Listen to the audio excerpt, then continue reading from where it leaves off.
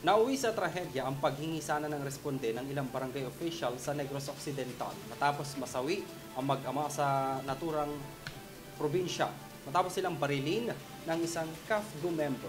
Ang insidente nakunan ng video. Ang detalye sa aking report.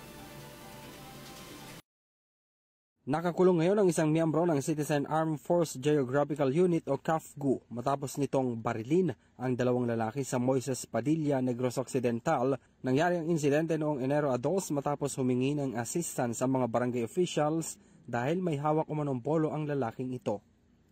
Nang lumapit ang CAFGU member na si Donan Sosya, sandaling nag-usap ang dalawa at lalaking nakaupo sa tapat ng tindahan. Biglang tumayo ang lalaki at tangkang lalapitan si Sosya. Dito na nito ikinasa ang kanyang military-issued M16 rifle at pinaputukan ng lalaki. Damay rin ang isa pang lalaki nang subukan nitong lumapit pero binaril rin ito.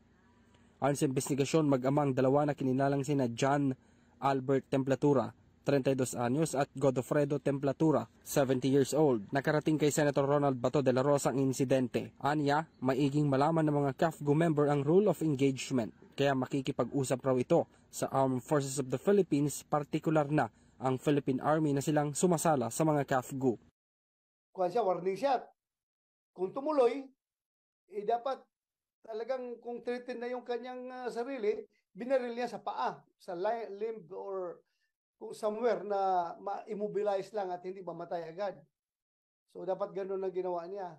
Isa pa raw na hindi ma-justify ng suspect ang pagbaril nito sa isa pang nakaputing lalaki na siyang ama ni Albert. Ang hindi niya ma-justify doon, yung pagbaril niya doon sa tatay, na lumapit lang yung tatay, wala namang threat na, wala namang dalang kutsilyo ang tatay, di ba?